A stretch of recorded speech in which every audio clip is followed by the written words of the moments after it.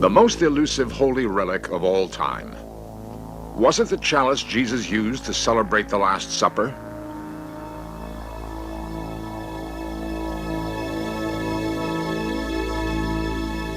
Was it a magic vessel found again in Arthurian times? From the Holy Land to pagan Britain to the New World, In Search Of has tracked this mystery. What was the Holy Grail?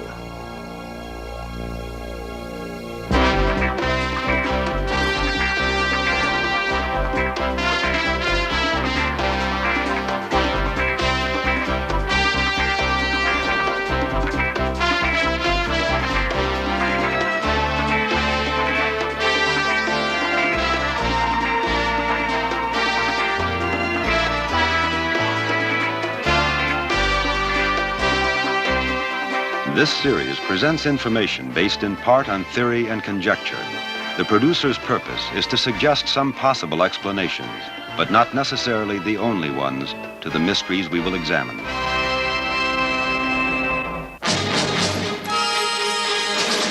Modern films and novels still celebrate King Arthur and the Knights of the Round Table. Jousting, questing, bringing chivalry to medieval England. At the heart of the Arthur stories was a mystery, a strange, otherworldly quest for the long-lost Holy Grail.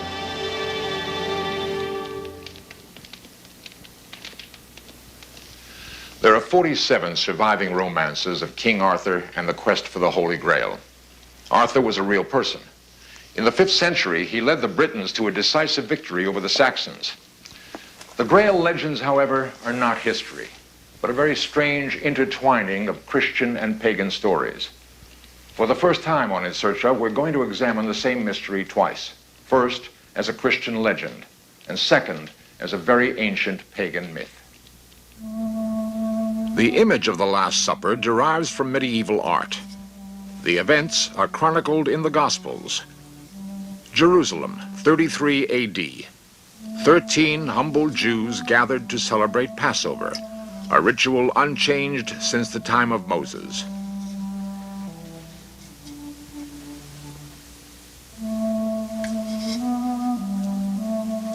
Their rabbi, Jesus, astounded the group with his blessing of the ritual wine. Drink. This is my blood, spilled for the redemption of sin. We will not drink again of this fruit of the vine until we all meet in heaven. A day later, Jesus was dying on the cross. According to legend, Joseph of Arimathea attended the crucifixion. He anointed with Christ's blood the same silver chalice, which thus became the Holy Grail. Joseph of Arimathea fled Roman persecution to England. Landing at St. Michael's Mount, he took the Holy Grail as a talisman to found the first Christian church in the British Isles. The story then took a curious turn. The Holy Grail was somehow lost. 500 years later, the legend continued with the birth of King Arthur. On the wind-swept rocky Cornish coast, beneath the ruins of the great castle of Tintagel, lies Merlin's cave. Around 500 AD, the old magician, deep in thought, left his grotto. Old King Uther Pendragon was dying without an heir, and the future of England seemed in grave doubt.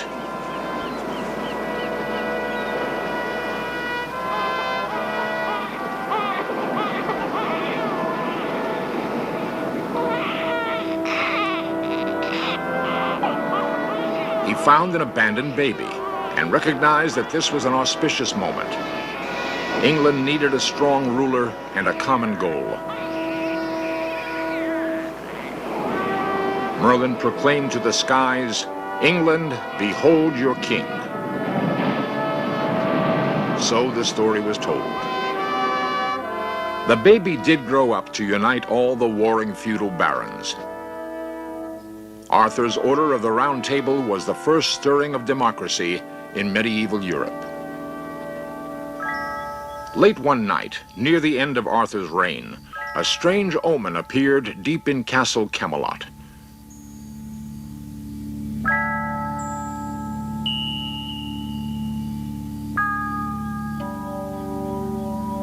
King David's sword, embedded in a rock.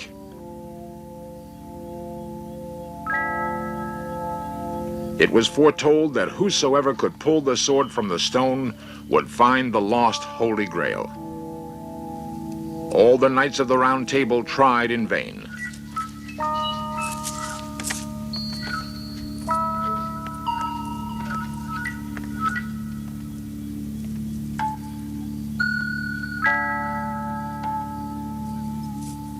Even Lancelot, the strongest man in the world, had to admit that force alone was useless.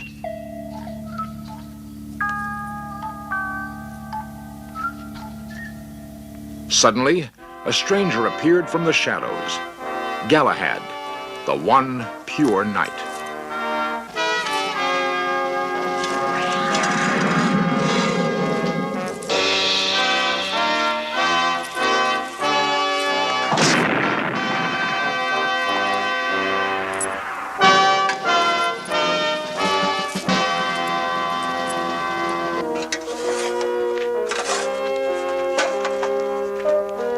All the knights wanted to follow Galahad in search of the Holy Grail. They felt it would be the greatest adventure of their lives.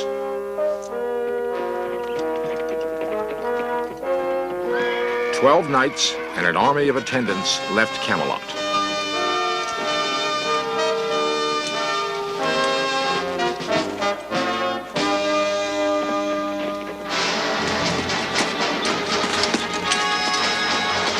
Most of them soon wearied of the search for the Grail and took to raiding Saxon castles, slaying infidels, and rescuing maidens in distress.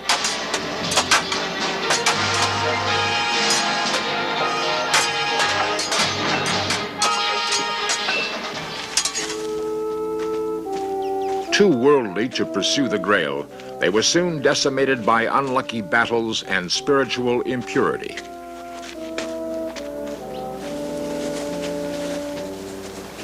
The few who kept to the true quest found themselves in an appalling wasteland.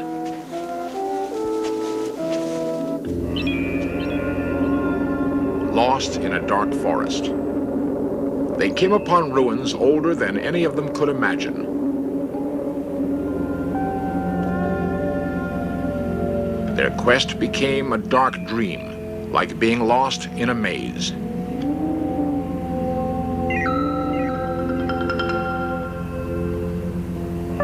Finally, half dead from wounds and starvation, they came to the enchanted castle of Corbenic, where it was told the Grail itself was hidden. Only 3 knights were left. Sir Percival, who had never known a woman, Sir Bors, who had only once and repented, and Virgin Galahad, whose strength was as the strength of 10 because his heart was pure.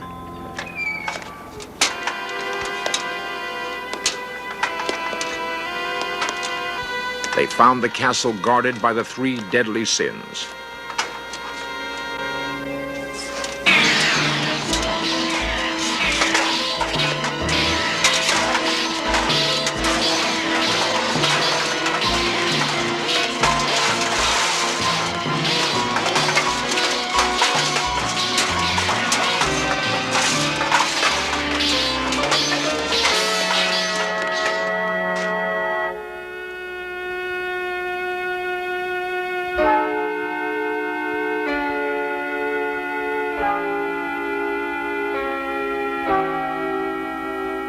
The fallen armor lay empty.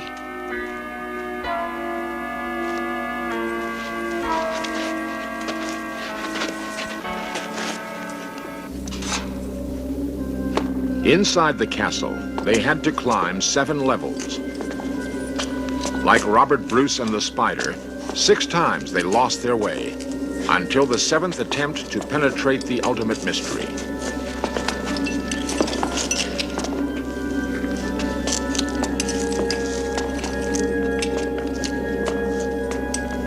They found more than they expected.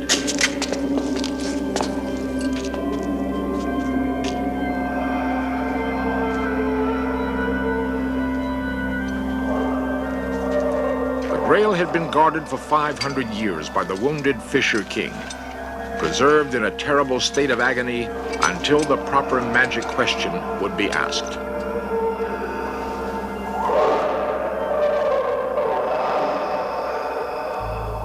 Galahad alone conquered his terror and asked, "Whom does this Grail serve?"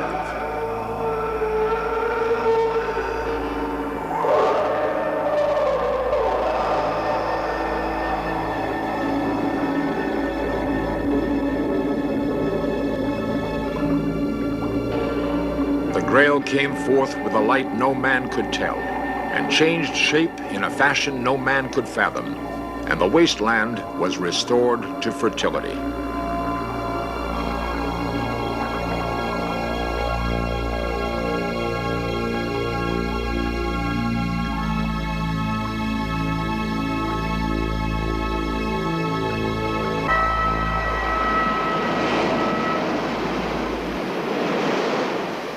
Galahad then took the Grail back to the Holy Land, to the mythic country of Saras.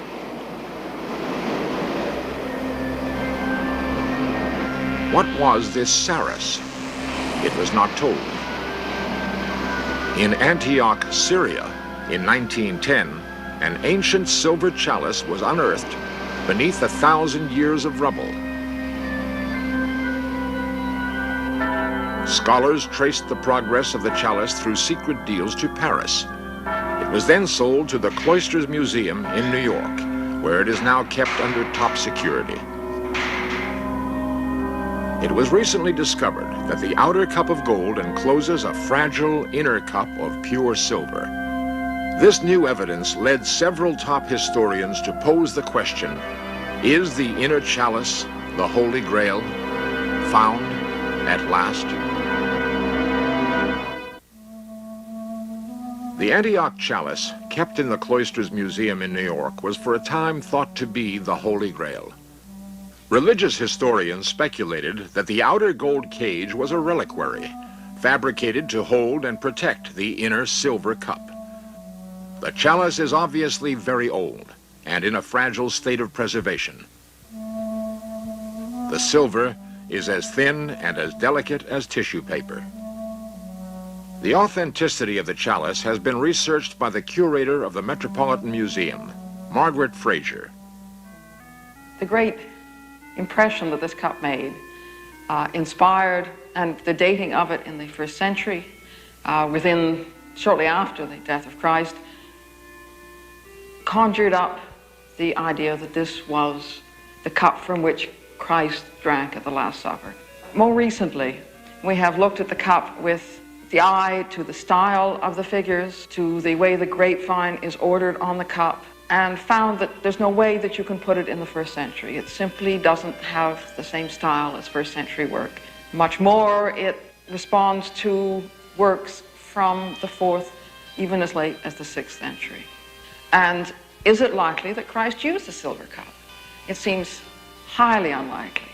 He and his apostles espoused the simple life, the giving to the poor as opposed to the rich. And silver was a very valuable commodity. To make it into tableware was only the privilege of the rich. It's inconceivable to me that Christ had a silver cup. Rather, cups of normal materials that we use, glass, pottery, or wood. Most scholars now agree, not the Holy Grail. The Church has never officially recognized the Holy Grail as a relic. Many parts of the legends indicate the Grail was not a cup at all, but something much more mysterious. As a Christian legend, the Grail quest is very strangely convoluted.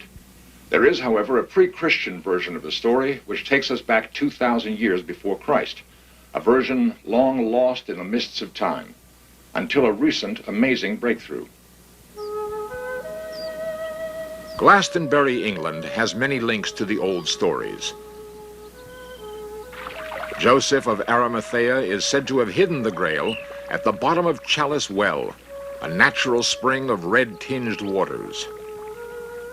The awesome ruins of Glastonbury Abbey mark the spot where Joseph built the first Christian church in England.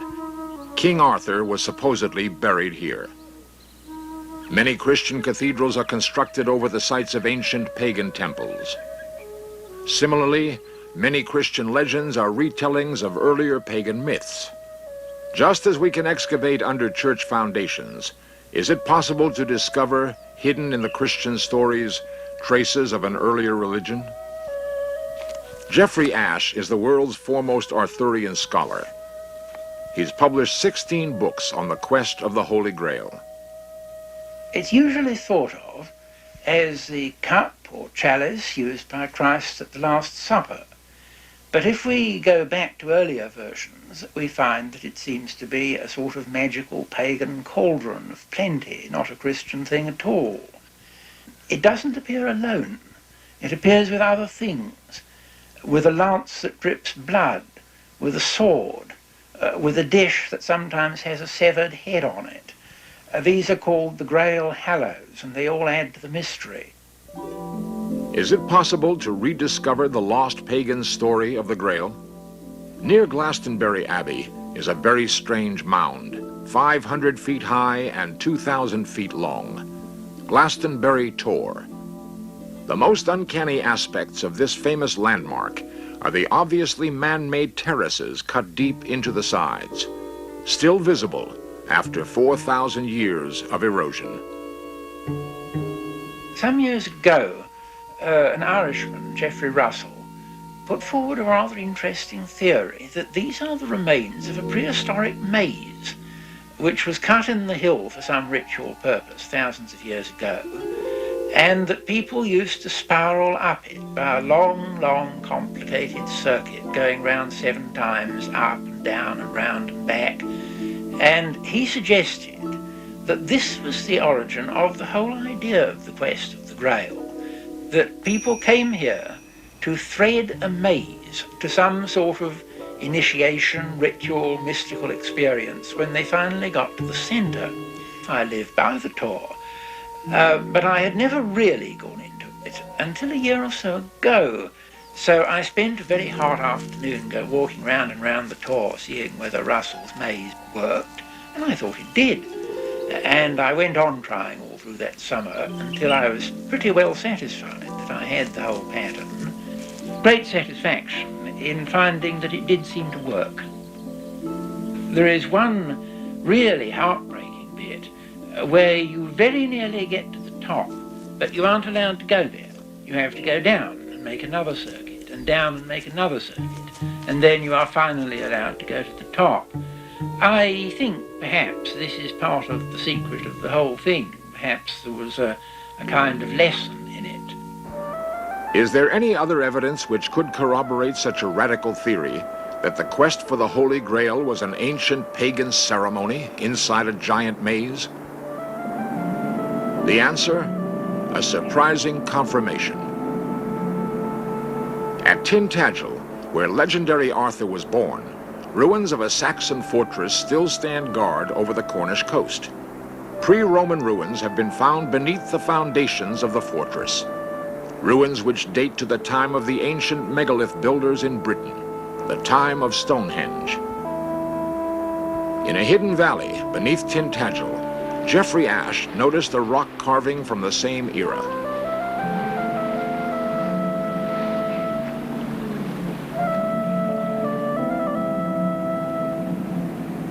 As a double maze, this is the Mother Earth symbol of a long-forgotten religion. The same sevenfold spiral has been found in ancient Crete, Pompeii, and as far away as the Hopi Indian lands in America. No one had noticed any similarity between a small circular rock carving and a 2,000-foot-long hill until Ashe obtained aerial photographs of the Glastonbury Tor. At first, he couldn't believe his eyes. He checked and rechecked his diagrams, counting terraces, noting all the turns and convolutions. The Tintagel rock maze leads in, out, and in to the center. The Glastonbury Tor maze, although stretched to fit the original hill, leads up, down, and up to the center. The patterns are exactly the same. When Ash published his findings, a band of modern-day Druids organized the first threading of the maze in 4,000 years. Strangely, they have been instinctively drawn to repeat again and again this ritual on the Tor. For the first time, we have an insight into an ancient pagan rite.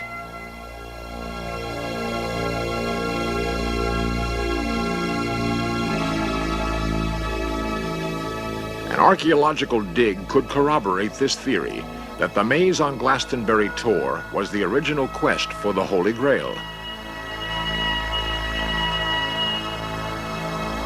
If so, the nature of the Grail itself, the prize at the center of the maze, is still open to speculation. From ancient times through the Christian era, modern scholars still regard the Holy Grail as one of the great unsolved mysteries. What was the Holy Grail?